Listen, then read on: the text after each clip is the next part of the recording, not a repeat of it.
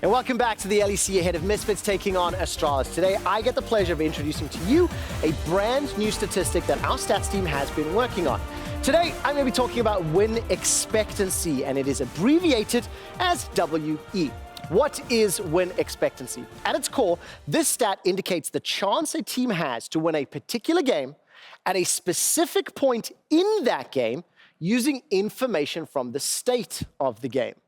Win expectancy is expressed as a percentage and is calculated by comparing the current game state from the perspective of the blue side, including factors like game time, in-game metrics, things like gold, experience, towers, and comparing them to historical situations.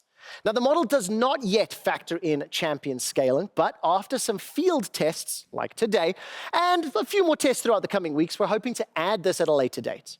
Finally, and crucially, win expectancy by design does not factor in team or player strength. So now that I've set the scene for what win expectancy is, let's take a look at both Misfits and Astralis and apply some of the math. Now remember that win expectancy factors in specific game state information and compares that to historical data to help make these predictions. We take a look at the early game. Misfits plus 28 gold, minus 1.6k here for Astralis. It would indicate that roughly half of the games at 15 minutes is what Misfits should be winning, but they're actually winning 70%. Astralis, on the other hand, they fall behind very quickly on average. They do start to recover after 15 minutes, but their win expectancy based on the model is currently at 40%. Now, if I move this over to the next table, the model is in early development. We're hoping to expand this and test it over the coming weeks. But what we want to look at here is how the varies differ, 5, 10, 15, 20 minutes. You can see how the percentages climb up. And remember that for Misfits, 53% is what the model is predicting at 20, yet they win 70% of the time. I want to see what you think about this model, what you think about how we use it, and we're asking for some feedback. Hit me up on Twitter. Also, make sure to include @LOL Esports stats. And one of the things that I need to add on to every time we use this stat is some of the reasons for it, some of the logic. Win expectancy tries to predict using those metrics, but it always needs that context. Why has Misfits won more than is predicted? I'm not going to answer that question because I'm going to ask Shocks and Trouble to add some of that context as to why it's happening. Thank you very much. And, as further context, of course, we are constantly striving to find new ways to talk about the games. And this is no means something we're going to use all the time to 100% predict that a team is going to win or not. It is simply meant as a tool for analyzing and to give us more information and a better way to tell the stories, if so. And also, to come up with things like this, which is, well, Misfits win more than is expected. What is it about the way Misfits like to play, especially also applied then in this game they're going to play versus Astralis, that makes sure that they can beat the odds in a sense? Something that you can never put into statistics, in my opinion, is how good individual players are and all that skill level and all these explosions that happen. You've got HiRit, you've got Vetheo, some really explosive players that can really get that win home, and that's something that statistics will never be able to tell you. They're not going to tell you that HiRit is going to pop off 25 minutes in, Vetheo is going to pop off because he's playing Zoe. So yeah, and they're never going to tell you, like for in Misfits' case versus G2 last week, right? The fact that probably it wasn't predicted that they were going to win that game as heavily, but then they almost did, and it turned on its head. Now, when we apply this specifically to Misfits as well, also versus Astralis, Astralis, to me, is a team that has had very good moments. What is going to be the strategy for Astralis to take down Misfits today? See, this is what it is. I haven't been able to encrypt what exactly Astralis are doing well. It feels like individuals are stepping up. You have Zanzarah playing so well in the jungle. I think Magifelix has actually been an excellent mid laner this time. He was put into this last season in the mid, halfway through, I want to say, and you need some time to adapt. He adapted then, he's coming back in, and I feel like the mid-jungle duo from the side of Astralis is really, really, really taking off right Did now. you realize that you said Magifelix? Yes, of course. Oh, okay. I thought I looked at you and didn't know. Well, indeed, a very interesting matchup also because Misfits dropped that game yesterday, looking to regain that first spot. And right now, to apply the new mats, the win expectancy between Misfits and Astralis is tied at 50-50. So we'll see what happens once they hit the rift.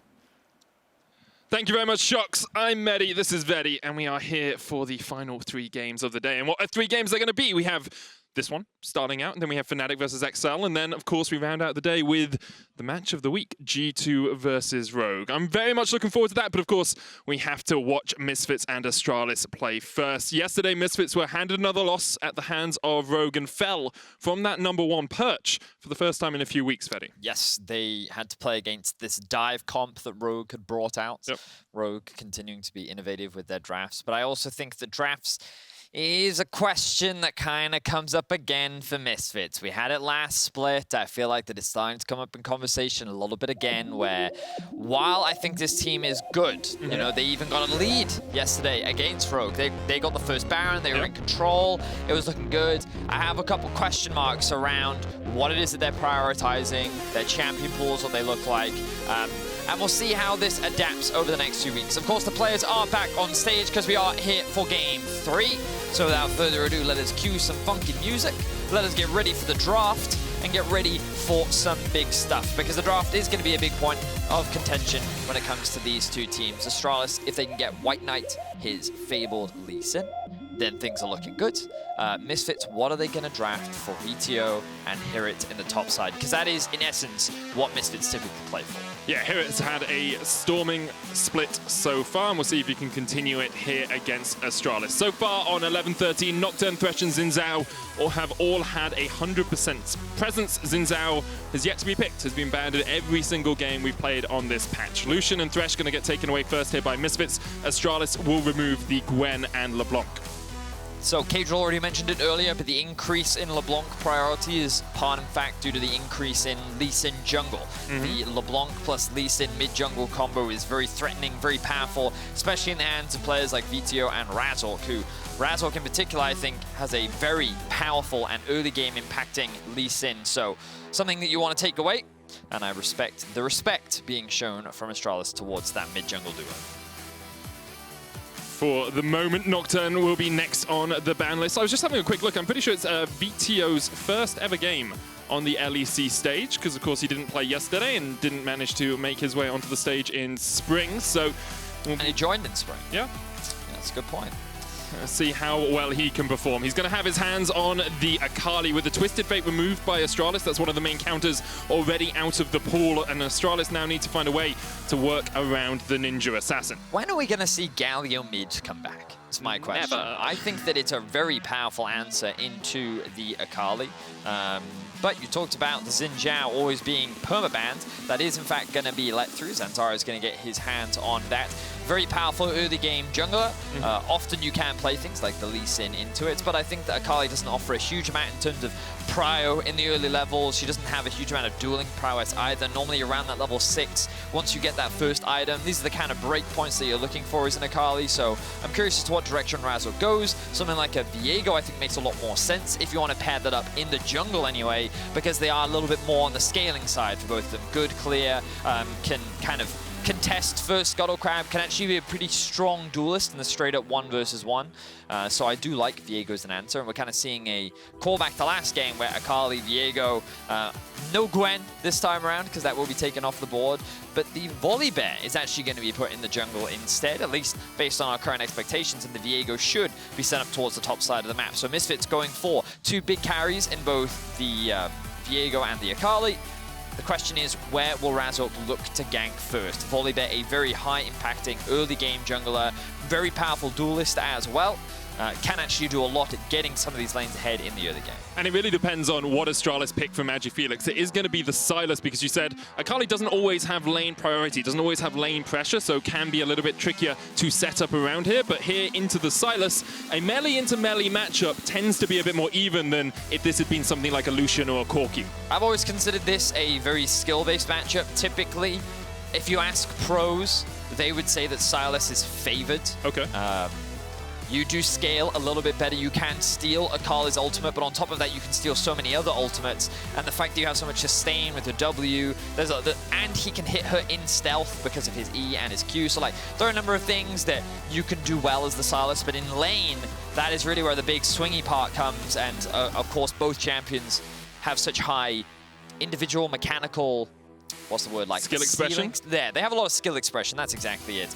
And so the matchup can be very swingy depending on the caliber of the individual. So always a fun matchup to watch, that's for sure. But I think that in terms of early game strength, I'm definitely looking at this Zanzarah Magifelix duo. And then I wonder if that changes a little bit because Volibear is very powerful. I'll think a little bit more on that and we'll see what happens when we get into the game. Regardless, bot lane seems to be what is being banned out for now. We talked about Galio. Often we don't see it in mid, but we do see it in support, and that's going to be banned away from Misfits. I think a very powerful ban, especially when you have 3 melee champions on your side. We've already lost a few AD carries alongside that. Varus, Aphelios, and Kalista have all been removed from the pool. I do still see Ezreal as a very real possibility here. Tristana, as you say, both of those S-tier AD carries are still in the selection that Astralis have in front of them. They will lock in the Tristana for themselves. We'll see if Misfits decide that Kobbe can go back to the Ezreal. Last time they played against Astralis, it was Kobbe on Ezreal, and it was a win for Misfits. So perhaps they will just go back to something that they have proven works before. Yeah, he doesn't have many great options. Unless he's willing to go something hyper-aggressive here, like a Draven. He's going to have to play something... Ooh, Xayah. Okay, I did definitely forget about that one. Xayah can have a lot of agency in the 2 versus 2. Typically, we don't see a lot of jungle investment towards the bot side of the map. It usually is a little bit more on the weaker side, where so much more of the jungle attention goes into Vetheo or HiRit. But with the Xayah, especially if you pair it up with something like a Rakan, perhaps, but... we'll see what they decide to go with. In terms of engage, they could go with something like an Alistar. Leona, of course, is still up and available as well. And it looks like that is what they want to round their composition out. Get a little bit more frontline, get a little bit more crowd control in their composition as well. You have a lot of damage in the form of Akali and Viego, but not that much CC. So the Leona kind of brings everything together in that regard.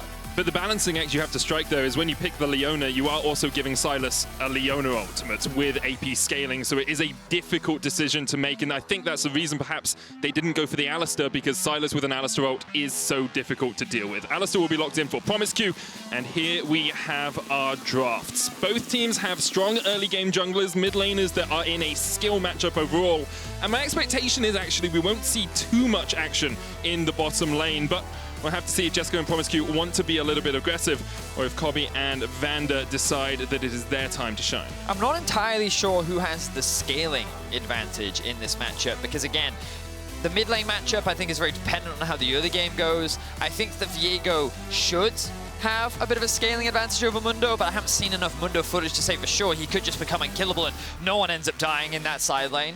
In the team fights, the crowd control is actually quite comparable. I think the biggest thing is that Tristana has quite a long range advantage, but when you have things Volibear, Akali trying to dive into the back line, perhaps it's going to be very difficult for that Tristana to play. So I think this is really interesting. I think both comps are quite comparable, different strengths in different areas, and I think the early game is going to be a big factor. So who can have more of an early game impact? Razork or Zanzarah? Who can get their laners ahead? Which lane are they actually going to choose to prioritize? A lot of questions coming into this game, and it's definitely going to be an important one for sure.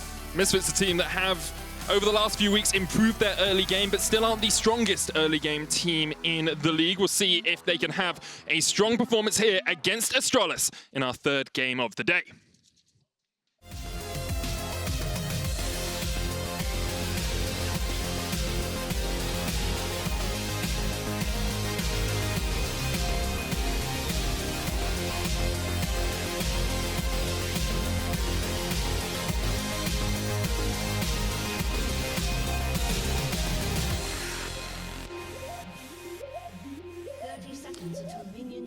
And once again, we find ourselves amidst the green grass of home. Summoner's Rift, where we like to spend our weekends. HiRit going for the Ignite teleport here on Viego. No real surprises there. You do see a lot of top laners or even mid laners these days foregoing the flash for a little bit of extra pressure in the lane. And into a Mundo who has so much healing, Ignite will work wonders. Exactly that. Medic. I was thinking a little bit more about this Astralis comp. The one thing that they do have is a lot of disengage.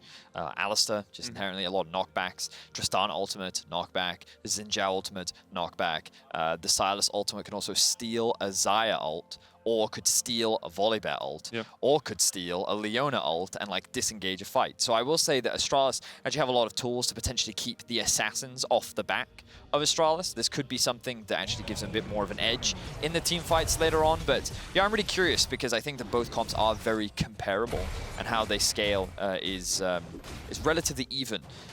But like I'm kind of edging a little towards Astralis, but only because of the Tristana and the additional range that it's going to have in the late game and how much access Misfits is actually going to have on this backline. But in any case, let's focus a little bit more on the early game. Where have the junglers started? Because it looks like both right now are starting bot side, pathing up towards top. This could mean that we see a little bit of a skirmish towards that bot side scuttle. And for now, in these early levels, Vetheo trading very effectively and should actually have prio, which then gives Razork a little bit more choice when it comes to the early scuttle crab priority. You can actually see how many wards Misfits have invested in the river this early on. There's 2 up in this top side river, 1 in the pixel bush, 1 even further up near the tri-bush, and then 1 down towards the bottom side. Perhaps expecting that they wanted Vetheo to push out, so they wanted to give him as much safety from a level 2, from a level 3 XinZhao gank, because we have seen how effective Xin can be at those early ganks. And now look at what Vetheo is using that priority for. He drops that ward on the Raptors, but Zanzarah sees it. He sees the movement from mid into Raptors, so he's not going to give away that information. Instead, he's going to go straight towards his red buff.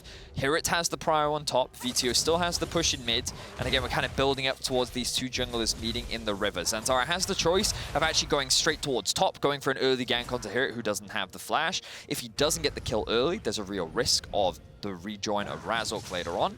But instead, I also see a circle at the top of your screen, which I'm not going to get rid of. In fact, more circles. I'm just going to ask Kevin. They're taking over. Yeah, you're going to have to get rid of the tool, Kevin. There's a doctor on the rift. He can cure that. The circles are taking over, Kevin. You must freeze the circles. In any case, while the circles just slowly dominate the screen. Yeah, so Zanzarah's finally going to be spotted out. And the thing is, so a smart jungler will press tab, and they'll see how many camps have just been taken. And so Razork should know what Zanzarah has done with his clear. Because he's seen when Zanzarah is, this should actually give him the window because he does have the prio mid and he's moving first to actually go down to the crab. But look at what Jeskla is doing. Using the prio that they have in the bot side 2 versus 2, moving up towards the crab, getting that bit of information to see where Razork is. They know that there's no action there, but now we should see that jungle skirmish. Bot lane is getting involved as well. So importantly, Vetheo first to move from the mid lane, but Kobbe has been forced back with that explosive charge by Jeskla, and that means Kobbe cannot enter this fight, and Astralis will get the Scuttle Crab. Zanzarah should be able to secure this. Razork doesn't have Smite, so he can't even contest, and it will be 1-for-1 in terms of Scuttles across the Rift. I think that was the biggest thing. Razork not having his Smite up and available, the fact that Kobbe took a not-so-favorable trade. He's saying, you know what, I'm going to take a slight tempo advantage. I'm going to reset, spend my money, get back out onto the map first, and let's not bother with these early shenanigans. We're fine waiting to like the level 6 mark where we can actually be a little bit more proactive on the map. So no blood is drawn. Both junglers currently sitting very even on the map. Laners across the board very even, with a slight advantage for HiRit up towards the top side, which, you know, as we watch more Mundo come to learn, not too surprising. Tank's not really the strongest champions in the early laning phase. And against a champion that has Ignite, of course, you also want to show that additional bit of respect. But overall, very even across the board. HiRit has been having a good split in general, especially on this Viego. He's played it 3 times, won 2 of those 3. Of course, Misfits being 7-3 does benefit him in terms of his overall stats, but we have seen Viego struggle. Top lane in the LEC in 2021 hasn't been the most effective champion. HiRit often piloting it to success. I actually think HiRit's growth in 2021 has been very fun to watch. He's had some great Gwen performances, he's had some great Viego performances, but even back in spring, his ability to play things like the Gnar really well, to have strong teamfight engages, has really helped him become a silent carry for Misfits in a lot of games. All right, you say silent, I think he's been a very evident carry this split, because I think that when we kind of look at how Misfits play, they are a very top-side focused team. I think that Misfits are kind of leaving their bot lane to just be self-sufficient. Kobbe has always been, when he was on Splice, he was Mr. Consistent. When he joined Misfits, he was Mr. Consistent. That's just what he is, right? He's a staple that never really loses you the game, but doesn't often have those hyper carry performances that also 1v9s a game. But that doesn't matter because sometimes you just kind of need that role player, someone that's there to do what is necessary, and then that allows the other stars to shine, right? And that is kind of the purpose of a Vetheo and a HiRit. And when it comes to Vetheo, I think that while he started off spring strong, I feel like that his impact has kind of like slowly started to wane. Are you talking about summer now? This split, yeah, summer split. Yeah, in summer. I think that Veteo's like started off very strong and then slowly sort of like, I don't think he's having a bad split. Yeah. But it feels like what we saw at the very beginning of the split like I kind of expected him to like be rivaling those top mid lane spots, you know, at this point in the summer. But I still think that we have the humanoid, the Larson that kind of like holds those positions, and Niski of course also having a great split. But yeah, I think that Razork has really been the player for me that has stood out the most on Misfits. In particular, his early game impact has been phenomenal to watch. I think that like when you look at what he does in team fights, his Lee Sin is just crazy. Like he has made some really ridiculous plays, and I think that like when we kind of look at a growth arc, for me, he is a player that I think is now like really finding his stride and finding his form.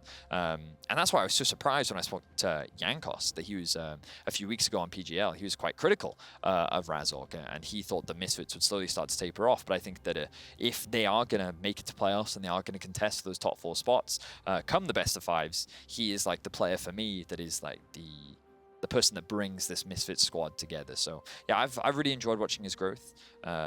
And I think that like when we speak of growth, you can also like contrast that to Astralis, who, you know, we heard Grab say yesterday, like I think it was a tweet actually where he said that huge respect to Astralis, this roster is so much better than it was last split. And I think that's evident when you look at their records. To me, I think the WhiteKnight is the player that has really brought that into fruition.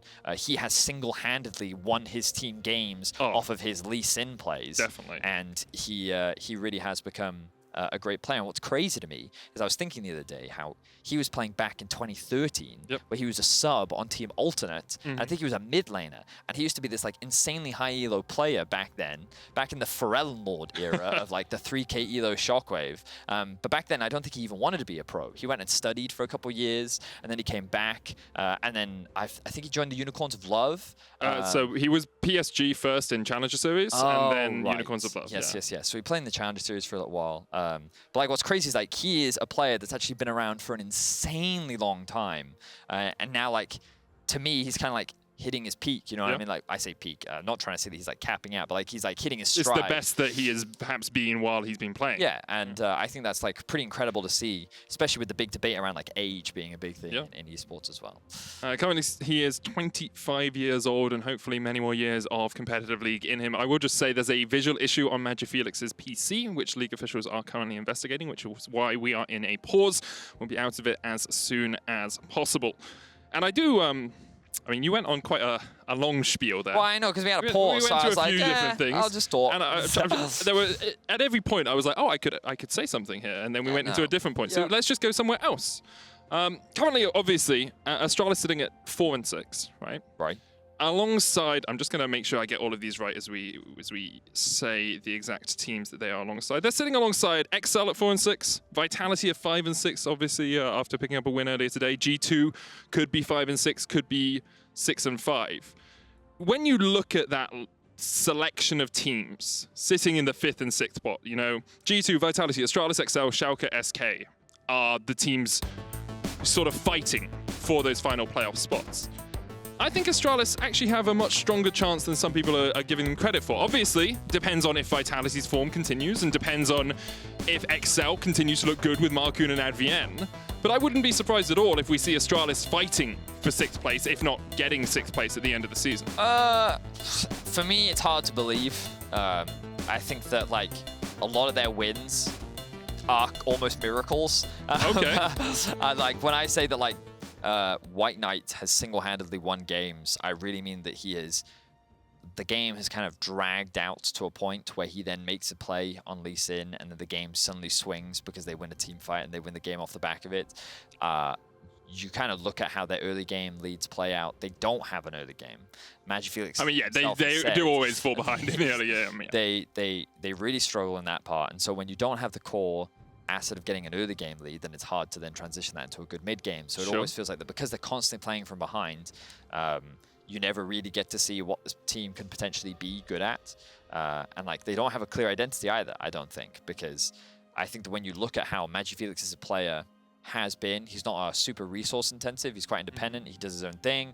I think that when you look at Astralis' bot lane, they also don't really ask for a lot of ganks. They do get ganks every now and then, but when you look at this roster, like, who do you think is like the standout that you want to put all your resources into to then like 1v9 the game? And I think that while WhiteKnight has stepped up to be that, I feel like that the identity of the team has never really been funneled into that. Sure. So that's why, for me, I struggle with Astralis. I get that. Without a clear identity, I think that it's difficult to like refine, perfect that identity, and then actually challenge other teams and like, fight for top 6. I guess the argument in my eyes is we're in week 5, and they still are picking up these wins, and they still are challenging. And other teams that perhaps have a more defined identity, Vitality, have been struggling, even and haven't been able to refine that identity. So we'll see if Astralis can find a single player to play around, or a specific style to play around over the next few weeks, and whether they can challenge for those playoff spots later. We are back on into the game, and we'll just have a quick recap of where we are. First, parts of items have been picked up on either side. Vetheo going for the Oblivion Orb first into the Sylas. Down towards the bottom lane, Kobbe has got himself some Berserker Greaves. Basically even between these two teams. And yeah, we're hitting that level 6 mark. We're hitting that point where the expectation is, looking at the compositions they'll want to brawl. But I will say, Vedi, we talked about the early game from both these junglers, and neither of them have really, really done a huge amount as of yet. Well, so, yeah. I thought that, like, well, maybe Misfits would look to try and play through top, okay. But again, Astralis don't have an early game, right? Like, they never really do much in the early game. And I think that Misfits is the team that you would expect to try and be the more proactive. When you look at how the solo lanes are going, any Akali that's going even in lane is a happy Akali. Sure. Because you just want to get that first item down. And then in a tank matchup for HiRit, their logic is probably, well, this is a hard champion to dive. It's a hard champion to kill, especially when you have 2 stuns. One of them's not going to work. So top lane's hard to gank, and Razork is always pathing top. He resets, he goes, does his Krugs, clears them, paths towards the top side. So he's also never really playing around bot, so bot never really gets any ganks. And Zanzarah is, well, he's pathing a little bit more towards bot side now, but he also hasn't looked for anything early. So it's one of those things where, I did see an E come out from Vander, but the fact that our observers go away from it suggests that it went wide. So yeah, a pretty slow early game, a little surprising from the Misfit side, but kind of as I expected from Astralis. I will say it's kind of surprising for the composition, but not surprising for Misfits as a whole. On average, they only are 28 gold ahead at the 15-minute mark, and Trevor explained well our win expectancy stat. Basically, it amalgamates a bunch of ideas in the early game and says, well, we expect a team in this position would win 50% of the time, right? However, Misfits win 70% of the time, kind of indicating to us that their mid and late game, their team fighting especially, is a lot stronger. To clarify, this is their average, not the current win expectancy. Yes, sorry, that is their average win expectancy. Right, so what you just saw 15 minutes, yeah. Now, Misfits bot lane is sitting in a brush, and now they are not, because apparently that play was not going to work out. But here we go, Rift Herald. Perhaps violence will ensue. I do love a bit of violence, Vedi, on the Rift. WhiteKnight down from the top lane, HiRit and Vetheo here as well. You can see Vander's working his way up from the bottom lane. Oh, Vedi. Oh, Vedi, you promised me violence. And it didn't happen. Vedi, where's my violence? Yeah. Well, I think that, well, yeah, I don't know. They don't want to fight, it seems. Oh, promisq's got a good flank on here. Magifelix steals away the perfect execution. Zanzarah on the chase as well. The Shroud from Vetheo into the Shuriken flip, and still no violence. It stands for Vi, Vedius, and we are not seeing it. Right. Vi stands for violence, right? Vi stands for... Oh, you're making a clever League of Legends pun, I see. I mean... It wasn't clever because I got it the wrong way around, so we'll pretend. Okay, yeah, sure. Now, this was the cross map that I was expecting during the Herald. So Astralis sort of wanted a contest for the Heralds, decided against it. They then realized that, well, Razork now needs to reset, so they then path bot, secured themselves the Drake. So a pretty standard trade across the board. Now, where will the Herald be used? I like it being used mid for Akali, get her a little bit more resources. Her siege is not the strongest either. I don't know why that was so hard to say. Which means that the more damage you can do to that mid lane tower is even more valuable for you and your team composition. So, yes, Benny? You did. I didn't say anything. People don't see me holding up my hands. No, I know. That's why I'm like... Well, I was going to say, you said Akali's really just looking for her first item. And she's actually a little bit delayed because she's had to go through the Oblivion Orb. So getting her the extra plate gold would get her towards that threshold that you were talking about earlier. Right, yeah. What I do find really fascinating about Akali's is that at the beginning of the splits, the reason why she came back into meta was because of Riftmaker. So Riftmaker was changed, and everyone was like, oh, this is such a great item on Akali. Yeah. She's like strong again now. And then everyone stopped building Riftmaker and they started building Proto Belt because they realized that the Mythic passive on Proto Belt is actually even more beneficial. On top of that, it's an extra dash for Akali, which actually makes landing your E easier and your initial R easier. Okay. So they were like, great, hang on. Akali was never weak in the first place. I mean, all you have to do is look back to Ardent Sensor meta and realize sometimes the pros don't understand what they're talking about. Right? Like, they're very smart people and they're very good at clicking their buttons, but sometimes things go overlooked a little bit. So what I think it is that during regular season, every 2 weeks the patch changes, right? And so what pros tell me is they don't have a huge amount of time to practice new things. Sure. You just kind of have to figure out what is OP fast, and then you just play it. But then when you see like playoffs come around and Worlds and MSI, the metas actually evolve within because teams have a lot more time to focus on a single patch. And because Akali hasn't really had any changes, I think she gets nerfed 11-14. 11-14, they're removing the second Q, I think, from inside her E. You can't Q while you're Eing. Yeah. I think something else changed too, but I can't quite remember what it is. In any case, yeah, I think that that nerf will probably just push her out. And the thing is, like, do you remember what happened to Tristana mid? Because I don't. She just disappeared. Like, I don't think Tristana was nerfed. They heavily nerf her AP ratios. Yeah, they did. On her ult, they like halved it or something. Did they? Yeah. Yeah, but do you mean AD Tristana mid? Because I'm thinking back to the good old days of AP Tristana mid. I'm talking about last split. Tristana mid was the most powerful Remember when Tristana mid with Vetheo grasp? That's what I thought you were talking about. Yeah, my friend, fun fact, my friend solo killed Power of Evil at Insomnia 49 with AP Tristana. He was playing Lux. Yeah, shout out to Pedrillion. Yeah, solo killed Power I of do Evil. like Ped. Yeah. That's a cool guy. Anyway, 12.5 minutes into this game, the violence that was promised to me has not yet been delivered, so I'm going to set up a shrine to violence pretty soon. Lay down some incense and make a quick prayer. But we continue to see that skill matchup in the mid lane. Not really doing a huge amount. Here's the Rift Tower. Vedius is going to be given across to Kobbe. So all that extra gold's going to go in the Xayah's pocket. promisq is trying to come in from the side, as well as Zanzarah is on a blast cone waiting to jump in. But he has been spotted on a ward, I believe, pretty much that entire time. TP coming in. Zanzarah locked in place, stunned up, and immediately dead. Feathers fly from Kobbe, but he's surrounded by Astralis. The double TP has been used. Vetheo trying to dive into the backline, but Jesk's going to be able to dive away. Instead, the Shuriken will follow him up. They can't quite kill him up. Perfect execution. Gets just in range, and there's WhiteKnight underneath the tower, killed off by HiRit, and it's an execution in the bottom lane. Misfits get out 5-1. And finally, the violence that we were looking for takes place in the bot lane. 5-for-1 ace in favor of Misfits, and now they have firm control over the early game. Beautifully played. What's 5 in Roman numerals? It's V. What's 1 in Roman numerals? 1. It's Vi stands for violence, Vedi. Let's go.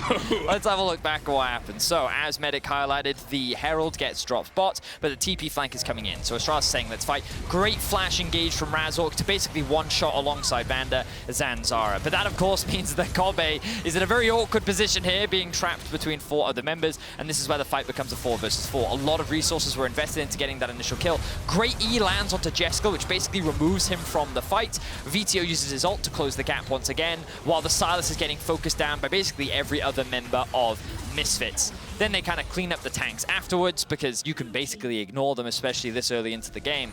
And Misfits come out with a clean fight. Looks like we're going to get another one immediately. Zenith playing onto Magifelix. There's a Shuriken as well, but Vander is kind of in no man's land. Has to flash away. The chasers on. Solar Flare came out there. Magifelix stealing away the power of the sun as he dives back onto Vander. 1 kill to him. promisq now. Next to 4. Both supports are dead. Jeskla joins the fray as Misfits will back away.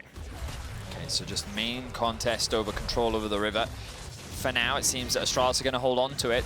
Razork doesn't have his ultimate up, so I think that Misfits are just going to give this one away because they are not strong enough and they might look for some escape kills.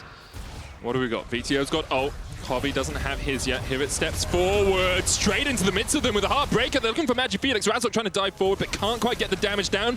Vetheo, I don't think he hit the Shuriken there. If he had, he definitely would have chased because those members were low enough and he has the ultimate up to be able to get that execute. But Astralis get away with the Drake. That is their second Drake of the game. So right now they're in a slightly better Drake position. But had Misfits had a couple more ultimates up and available, you can be sure that they definitely would have gone for that fight. Losing Vander, definitely not part of the Misfits plan. 3 minutes ago, the gold was even. It's now a 5,000 gold lead for Misfits. Their early game has exploded to life. And once again, we see Astralis in arrears, falling behind. Now the Rift Herald will be started up by Razork. Blast Cone used there by Vander just to make sure that no one could sneak in and steal it away. But It is a very good start to this game for Misfits after they lost to Rogue yesterday. I think some people wondered whether they would have their traditional second half of the season dip. Misfits do tend to struggle when we get into the second half, as actually promisq, we're going to not bring up that graphic right now because promisq is in a good position behind HiRit here. Hex Flash is going to be used. promisq will look for the knockback. Zanzarah coming from the side as well, as there's no way for HiRit to get out of this one. They all dive bomb onto him, and HiRit will fall. Shut down as well, over to Zanzarah. Looks like his ultimate was still on cooldown as well, but smart play there from promisq to sneak in through the alcove. Bit of alcove gaming, we don't get to see it that often. But he was able to find a quick pick there, so Astralis got another kill on the board, but it's not really going to help with the gold deficit. Still 4k in the favor of Misfits, and now they're going to go back, reset, and spend some of their gold. And here are the first items really starting to get completed. But as you rightly said, Medic, Misfits as a team, they tend to fall off. There's not a lot of trust in this Misfits organization. Regardless of the roster, the pattern seems to be the same, where their spring is usually better than their summer, and they often decline in the second half of the split. Yeah, so I took the numbers from 2018 onwards, because of course 2017 was with the time they made the run for in Worlds against SKT. This is the second round robin. They are 23 and 41. They've only made playoffs 2 out of the 7 times. They only had one split where they actually had a positive win-loss in the second half of the season. That was in spring, so perhaps good signs for Misfits overall. But historically, the organization does tend to struggle when it gets towards July and August. But this is also the big thing for Misfits. Finding Vetheo, combining it with Razork. This mid-jungle duo is supposed to be like the cornerstone of this roster. The Misfits that can eventually grow into what the Mad Lions have, the player like Humanoid, with what the with what Rogue have, the player like Larson, you know, and you know, G2 with players like Caps, and what Perks was originally. Like, it seems that in Europe, a lot of the greatest rosters are originally built off of that core foundation of a talented mid, and you know, the EU mids, man, you go all the way back to Alexish, Froggen, Expectancy, like a lot of rosters kept those players while new players kind of like filtered in around them. So this is kind of the foundation. This could be the turning point in this Misfits org to start the upward trend.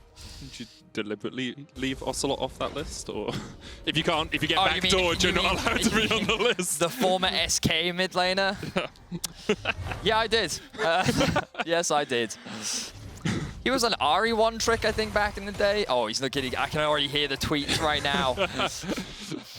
Anyway, I will say, as you said earlier, Vetheo, he had a really explosive start to spring and then a really explosive start to summer, but it hasn't really had the impact consistently that you would want from one of those EU mids, one of those cornerstones of a team. But this game, he's having a strong performance. 3-0-2 on the Akali, Riftmaker complete, and Razork and Vander are looking for a kill on Zanzarah, but here's promisq waiting for it. Jeskla going in for the damage as well. Vander's already down, Stormbringer coming out from Razork as he dives onto Zanzarah. We'll get the kill, and here it's going to steal away the XinZhao. Jeskla jumps across the wall, so does Magifelix. WhiteKnight chased by Vetheo, and Vetheo now behind enemy lines all on his own, so doesn't have the perfect execution and doesn't have a hope in hell. Oh, he quite does, as he manages to get away from the explosive charge. Apparently, hell is very much more hopeful than I expected it to be, Vedius. Here it chasing promisq underneath this tower, but that cow will be able to escape. And it looks like Misfits end up coming out ahead once more, 2 for 1. The question is, did they get the objective? Doesn't look like any objective was really fought for. I thought that originally the Herald was the point of contention, but in any case, he's not getting away. He goes back to base in the middle of the lane, and he is punished for it with his life. Ends up being a 2 for 2 overall, and with the Drake spawning in 15 seconds and no TP on top of HiRit, this could be the 3rd Drake of the game going over to Astralis. So small mistakes coming out from Misfits. Quite smart there from promisq as well, just to wait around, you know, work his way around towards the top lane alongside Magifelix to see if HiRit would just shove the lane and then base a little catch from them. However, it does mean that Magifelix and promisq are a little bit later to get back to their own fountain. A little bit later on that reset, Magifelix does have the TP. Astralis will start up the dragon, and it's pretty much free for them, as that kill on HiRit means that Misfits do not want to take the fight. Okay, let's have a look back at this fight. So it all starts off in the river. So I talked about a Rift Herald for absolutely no reason. Don't know why they were fighting over one, but Zanzarah is basically caught out in the river, and the rest of Astralis are able to collapse first. You can see that this is a 2 versus 3, turns into a 4 versus 1 very quickly as Magifelix joins the fight, but then the TP comes through from HiRit, so they focus their attention onto Zanzarah. Oh, very close miss there from Vetheo with the ult, but it doesn't matter because his WhiteKnight flashes over the wall. He's going to use it to get that execute. Then in this situation, he finds himself on a 2 versus 1, but it doesn't matter because we're back to live. HiRit finds himself in a 2 versus 1 as well. It's going to use the Heartbreaker to get underneath the tower. Razork is waiting just around the corner here, but Astralis should be able to secure this turret. First of the game for them. That gold lead still only about 4,000 here, Vedius. It's going to be shrunk a little bit as that tower goes. Well, it was 5,000 at 16 minutes, and it's actually gone down in the last 4 minutes. So Sure. that was my point. I mean, that's fair. That's a very valid point. But I don't think that only is... Only 4,000, Vedius. 4,000 is basically 2 fully completed items for your carries on the opposite side. I mean, 4,000, it really depends on what object you're talking about, right? Okay. Like, 4,000 M&Ms, a lot. 4,000 ants, not quite so much. You know? Again, the context of the ants, 4,000 ants on your head is quite a lot of ants. That's true. All right, but the thing is, look at the items. So you can see a fully completed Morellonomicon. Obviously, some people will be more upset than others about that completion, but the fact is that that is a fully completed item over the fact that Magifelix is yet to complete his second, which looks to be the Cosmic Drive. Why do I forget the name? The one that makes you go fast. Cosmic Drive, yeah. And also gives you ability haste. On top of that, the Essence Reaver is now fully completed for Kobbe as well. So that's the big item differential that you can see. Oh, and of course, the Zhonya's is completed for Razork. Does that confuse you? Sure. It's not often you see a huge bear build an AP item that gives you... scales so well with does, AP. Yeah. And I was hoping you'd explain that without making me sound really dumb. No, I mean, you also know that. So I just thought that, I was just giving you the opportunity because you were talking about items. I mean, that's kind, but you're also smart, Medic. You know a lot about the game. You've played against AP Volibear top lane. I have, the Riftmaker days. Oh, dearie me. Like, that was really strong, and that's where a lot of people figured out you could just build a Zhonya's on this champion, and so when you ult in to 5 people and you're about to die, haha, Zhonya's. Oh, the best item in League of Legends. Did that get nerfed? I still think that AP Volibear top is decent. I think its ratio's got nerfed a little bit, but for now we're going to talk about the fact that Misfits are setting up around this Baron. They have started it. They were spotted on a ward as they went towards it. TP. Fast automation coming out. As you say, WhiteKnight does not have the TP. Astralis very much know this is happening. Vetheo doing his best humanoid impression as he waits in a bush to see if he can catch out someone, but that Baron is going lower and lower. 2,000 on it. Razork's going to secure it with the smite, and now Misfits continue to look for the fight. WhiteKnight has joined the fray. Soul of Flare goes a little bit wide. Razork diving forward onto promisq, but can't quite get the damage down. And now the re-engage comes in. Zanzarah, Crescent Guard, Featherstorm comes out. Vetheo trying to dive onto the backline, trying to get onto Jeskla, but he just can't get the damage down right now. Stormbringer being used. promisq with a 3-man knock-up on the backline, but Jeskla just can't get away from Vetheo. A double for the Akali. And 5 kills to 1 in favor of Misfits. Another clean ace from the side of Misfits. Yes, they did lose Vetheo this time, but he did the damage needed to help his team come out on top. Baron secured. 8k is the gold lead. Misfits are looking to continue their winning ways. 23 minutes in, they are in total control of this game, and as you say, looking to pick up a win here would put them back up near the top of the standings, tied with Rogue until we see Rogue play G2 later on today. 9 wins has been the cusp usually.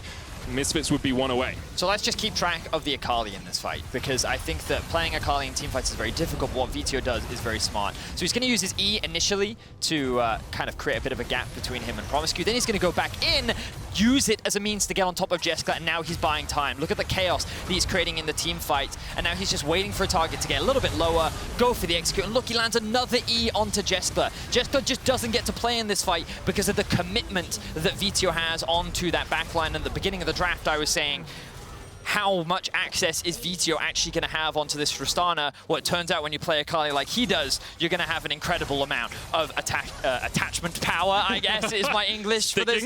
Sticking power. But look at that, 4,000 damage.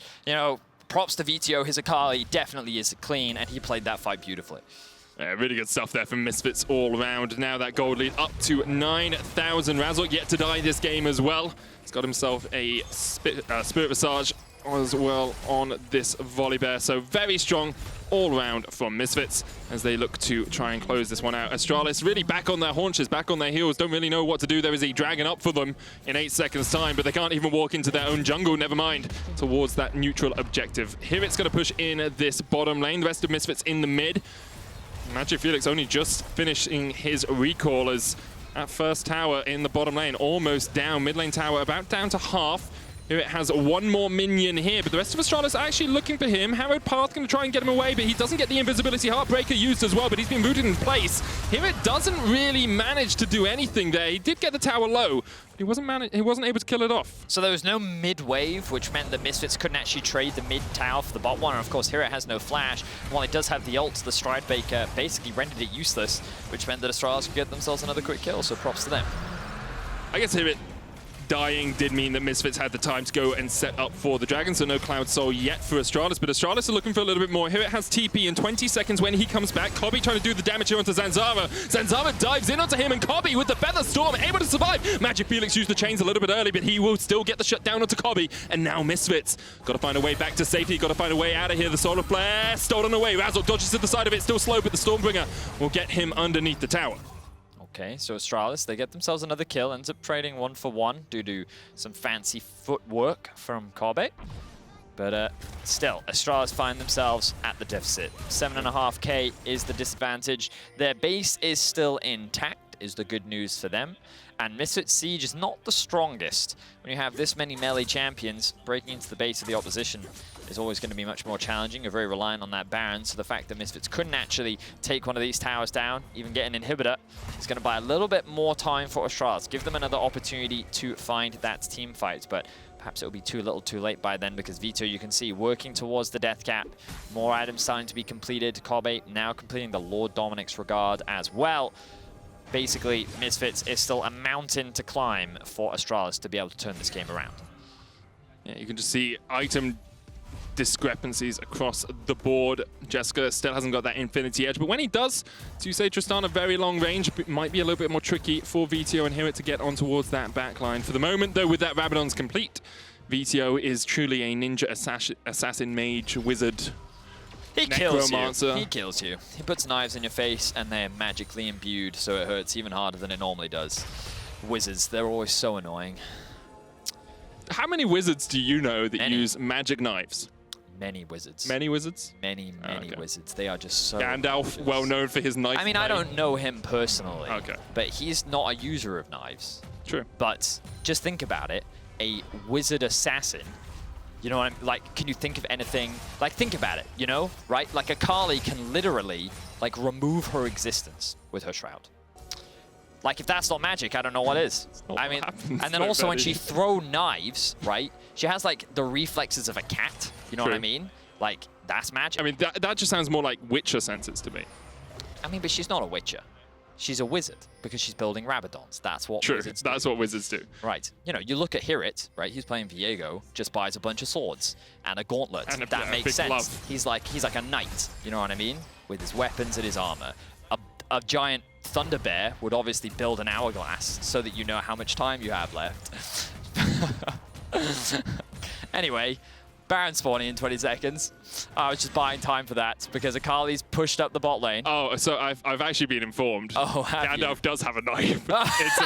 it's a Morgul blade. Actually, is that the one he gets on Weathertop, where the Nazgul stabs? No, but that disintegrates. Stabs Frodo and then disintegrates. Anyway. Had a knife, still counts. Wizards with a knife. Wizard with a knife. Anyway, as you say, Baron up in 20 seconds. Of course, Misfits had to wait for this because their siege isn't the best, so they couldn't pressure those inhibitor towers. And what they did do with their time was they gained vision control. Yes. As you can see, Astralis, no vision in the river. So now Misfits will start up this Baron. 8,000 HP on it. Astralis need to find a way into the pit. Zanzarah does have the flash, has the smites, perhaps could look for it. TP coming in behind as Astralis look for the fight. Magifelix on the flank, but he's going to be immediately dived on by 4 members of Misfits. Razork flashes forward, Heartbreaker from HiRit, Stormbringer stolen, followed up. It's bear on bear action here in the top lane, but Magifelix able to walk his way away. The Baron, though, can be re-aggroed here by Misfits. Magifelix no longer has the TP, it's down to half HP, and Astralis would have to have a sneaky steal here to keep themselves pretty much in this game. You have to feel if they lose this Baron, yeah, pretty much out of it, but Misfits decide they don't want to continue it for now. Well, Razork used his flash and his ult, same for HiRit. And Magifelix has now been able to heal up and actually Well, he decided not to get back out onto the map. What's he doing? Did he buy a pot, perhaps, because he assumed that he was about to get into a fight? Very common, actually, you'll see towards like end game fights. It's worth just buying that 500 elixir. Gold. Yeah, the elixirs, because it just gives you those extra bit of stats, which can be the difference maker in some late game fights. Rather than if you know you're not going to be able to complete your item in time. Yeah, I mean, if you're doing really well, get the one that makes you bigger, because then you can be more wide on the map. Right. You just like you're strolling into your enemy's face. Yeah, very totally important. Makes sense. I think it's Elixir of Iron. Yes, I believe it is. gives you a bit more size. Yep. Vander here has been spotted on a ward. Zanzarah might want to jump in, but really this is a fight around the Cloud Soul. Misfits still with a sizable gold lead, but they have watched G2 lose from this sort of position before, and this is a Cloud Soul for Astralis if they can get it. Jeskla is currently sitting on 3 items. Infinity Edge complete for him, so if he can survive, he can do a lot of work here. But Dragon started up. Where is Vetheo? That's the guy you got to keep your eyes on. The Ninja Assassin Wizard Gandalf wannabe, the cosplayer from Misfits. Vetheo looking for that dive onto the backline. Razork down to half HP. Magifelix goes in. Dragon stolen away as the fight really begins. Jeskla still alive on the backline, but Vetheo in that shroud is trying to get on towards that Tristana. WhiteKnight's already killed off Vander. promisq and Zanzarah still alive. Vetheo not so much in the stopwatch. Will still die. Zanzarah survives. Now Jeskla, it's all on you. 4 members of Astralis alive, but those health bars are ticking, ticking, ticking. And HiRit is looking to get in. Spectral Maw, stun, ignite, down. Jeskla surviving, healing off the minions, just about able to get himself out alive. And now Astralis, do you continue for this? Do you look for the fight, or do you accept and back away? They might all back in this bush. And they will. Drake was stolen, so Misfits do not give away the soul. But that fight was a lot closer than perhaps we would have expected. Well, you can see how much closer these fights are. You know, we talked about the comps at the very beginning. Oh, Razork's just dead. Yes, Razork is in fact Famine is just dead. Yes, that is correct, Medic. You have summarized exactly what Astralis is thinking right now.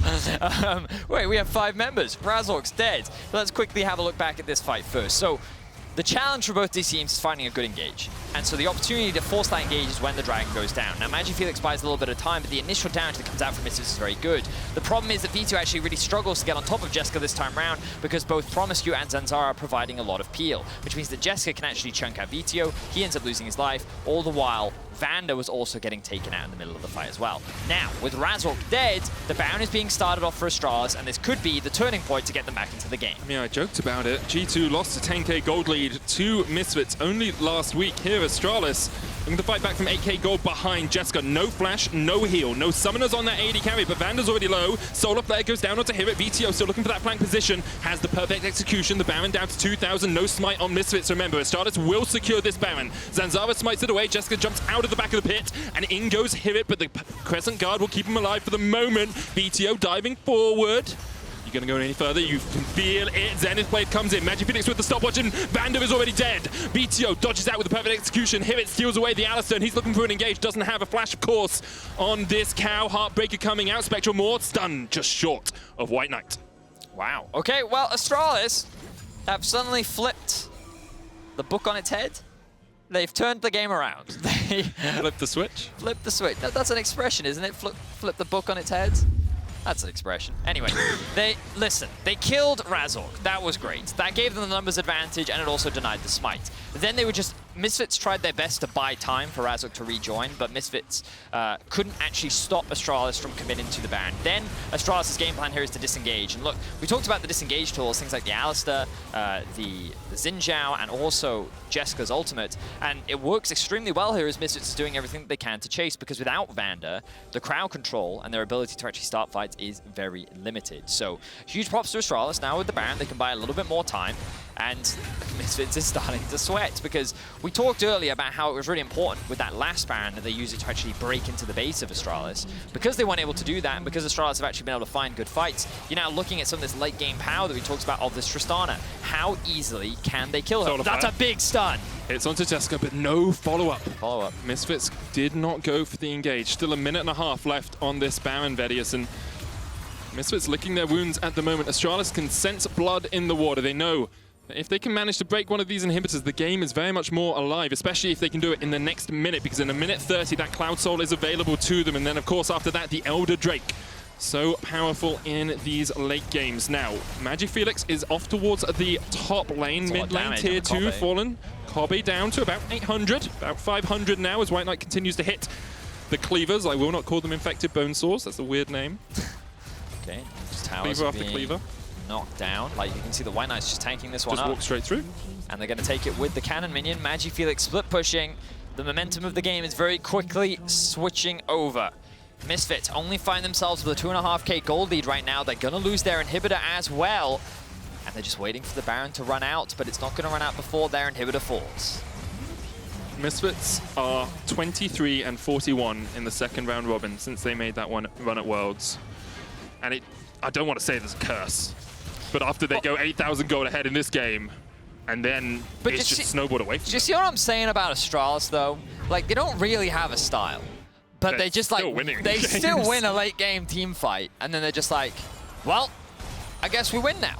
It's just, Astralis are a bit of an enigma, I will be honest. Perhaps they will surprise everyone. Perhaps that road to playoffs, well, I mean, it's still very real for them, especially if they can get this win against Misfits. It would be a very big win for them.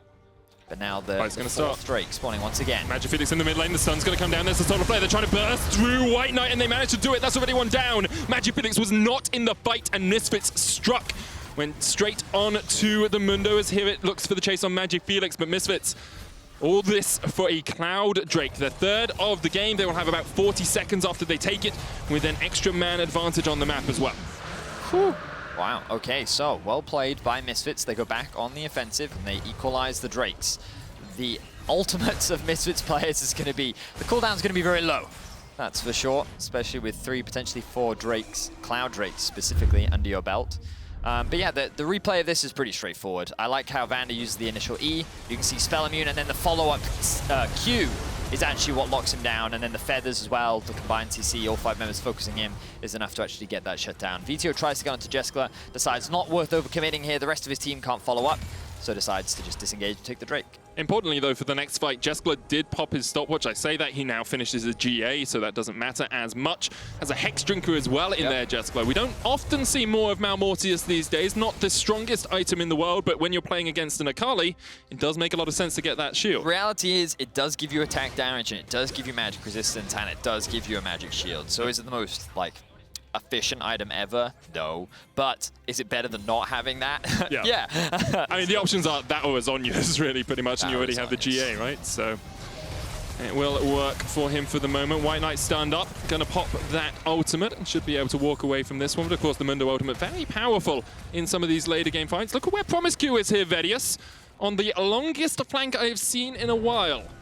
Has got the Hex Flash, could look to see perhaps if Jeskla is jumped on. Misfits setting up around the Baron, which spawns in a minute, but really they're just playing for vision control. promisq still waiting in the woods. Jeskla locked up, able to jump away with the buffer, and there's Zanzarah as well with the Crescent Guard in the front line, and now here comes promisq! It's a 3-man knockup. Vetheo diving onto the back line, and Vetheo almost dies. Jeskla down to 200 HP, still has the GA, but Misfits are winning this fight for the moment, but can Jeskla put the damage down? They've got vision in there, and here goes Magifelix, and here goes Jeskla, and there goes Kobbe! Pops the GA, kills Magifelix, and now in a 3v1, what can he do? Because Astralis will want this.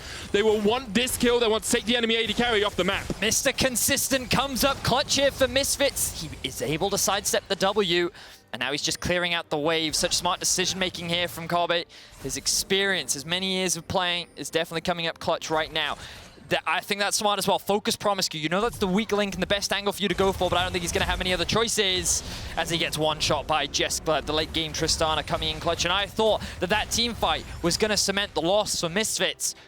But the problem is, while Kobbe did buy time, that Baron is still up and available. But let's watch this because Razork flash engages onto Jeskla. The follow-up CC is a little late, which means that he doesn't get locked down. What happens to Vetheo in this fight?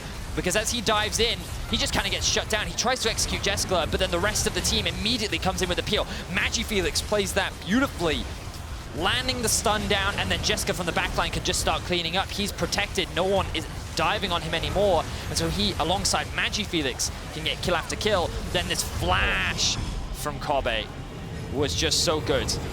I thought that that was going to be it, but Kobbe saw what he had to do. He was able to make it happen, but now with him dead... 10,000 damage! Yeah, he really did come up clutch there, and he needed to, because Jeskla is only getting stronger and stronger as this game progresses. The gold is basically even now.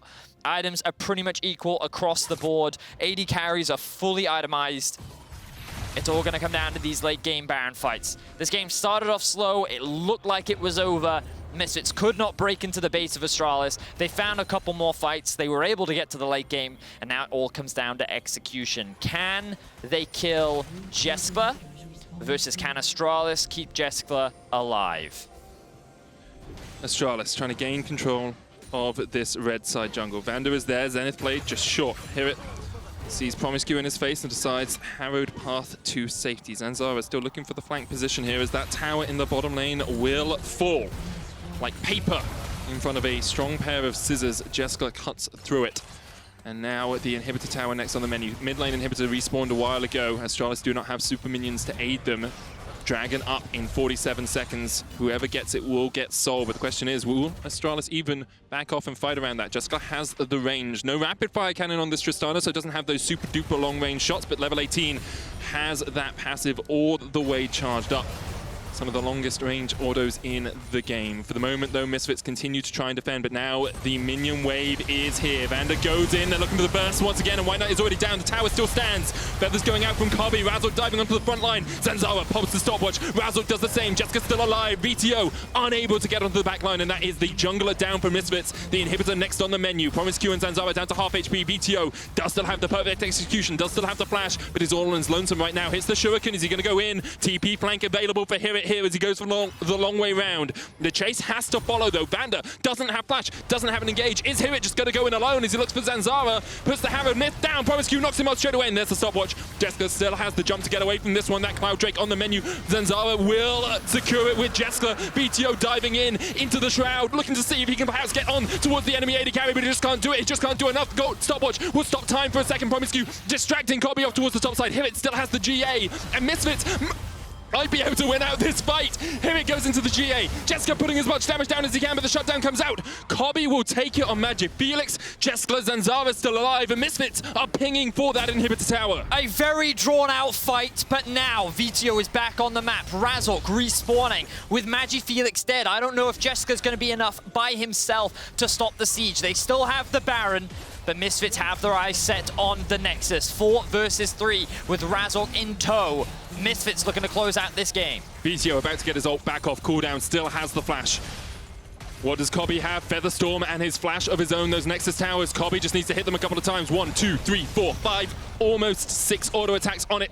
Almost takes down the tower, but the minion wave has been cleansed. Razork will have the ultimate here. They want to dive the Nexus towers. Kobbe goes low. Vander misses the Zenith Blade, and now Kobbe on the front line. Featherstorm coming out. He's still got the flash, remember. Flashes away, but Kobbe's so low. Stun going on to Zanzarah. Jeskla with a flank position here on this Tristana. Just needs one auto attack for the reset. WhiteKnight flashes forward. Shut down. Jeskla bashes away from the Spectral more, and Vetheo tries to get on him. Vetheo kills him. Can they do it? No AD carry on either side, and now it's really up to the rest of them to brawl it out to see who can win this game. 43 minutes in, it's been neck and neck, but who is going to win the team fight? Vander fighting promisq. Vetheo is going to kill him off, and Misfits have done it.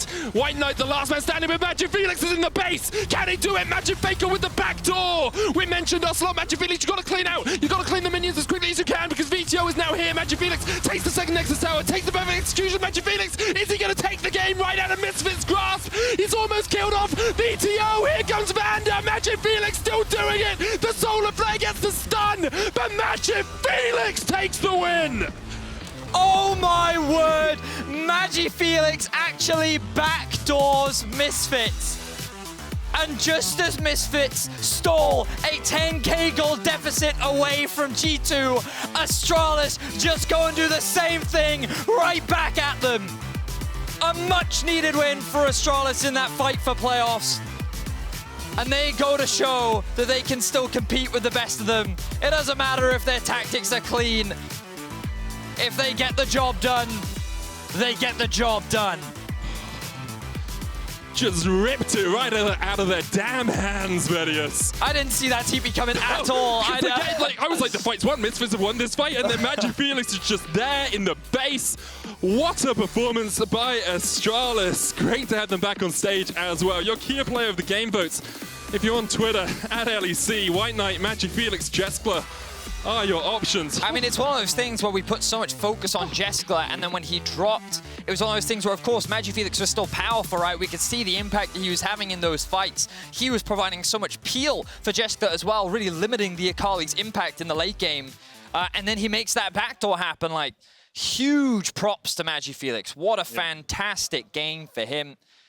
I mean, that mid lane fight as well, remember? When Jeskla got jumped on by Vetheo, it was Magifelix who was able to save him. Like, you know, it was clear that Jeskla was the primary damage dealer, right? But Magifelix did everything that he could to provide CC, to provide damage, to find the backdoor. Big win for Astralis. Yeah, he's sitting over there. I think he's going to be interviewed by Ashley after the break as well. But since week 1, Fnatic have only lost 1 game in the LEC Summer. And after the break, they look to slow down the XL Esports hype train. Time to take a breather.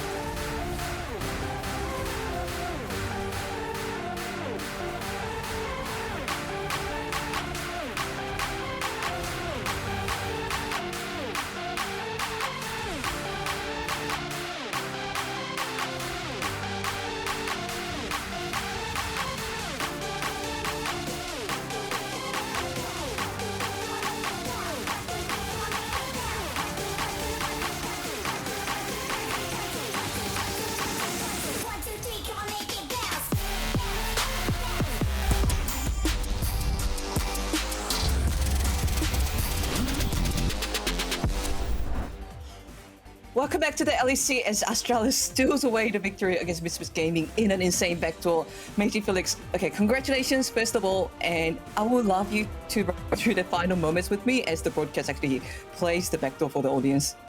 Yeah, I mean, we were like discussing like what to do, like should I TP it behind him or should I go for the end? And Hampus was like, yeah, end, you can end, guys. So I TP'd bot lane and it was like closer than I expected, and it was like really exciting for me because, you know, this win was really important for us, you know, beating Misfits. Now we have like a way better chance, you know, making playoffs. So yeah, we are really happy.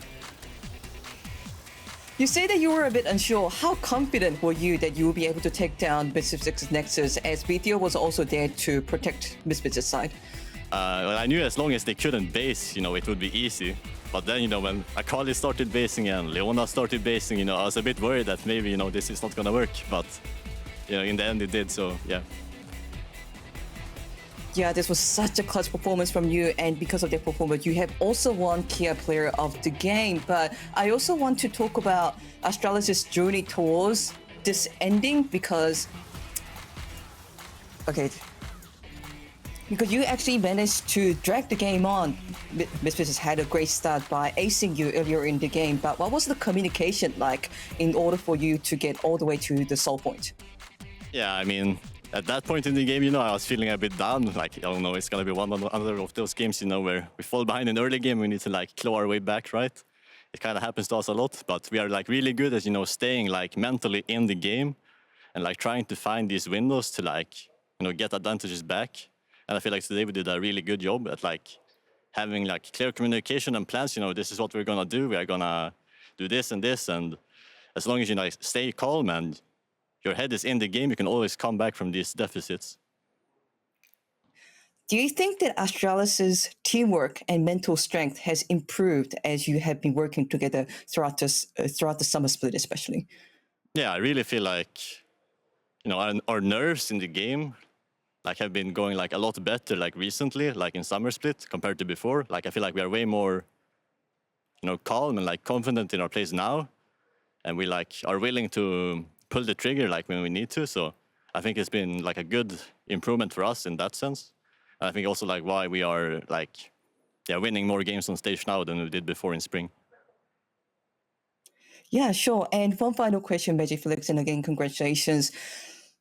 It does, like, Astralis doesn't always have the strongest early game. However, Astralis is also finding those victories after victories. And this is actually a compliment to Astralis. As Casters was asking, they're not quite sure what the team color of Astralis is, but something must be going on right. So in your opinion, what is the team color of Astralis that makes them keep finding the success? I just think it's our willingness to like work together and like commit to taking, you know, fights, even if they don't like look perfect, you know, we're still willing to go for it. And I think that's what makes us able to get these wins even against like the stronger teams. That makes sense, and we hope to continue to see more success from Astralis. Thanks once again for the interview, and best of luck for the rest of the LEC. Yeah, thank you. Thank you so much, and after the break, we'll be back with Fnatic versus XL, Markham versus Vipo, and Hylissang versus Advian, so don't go anywhere.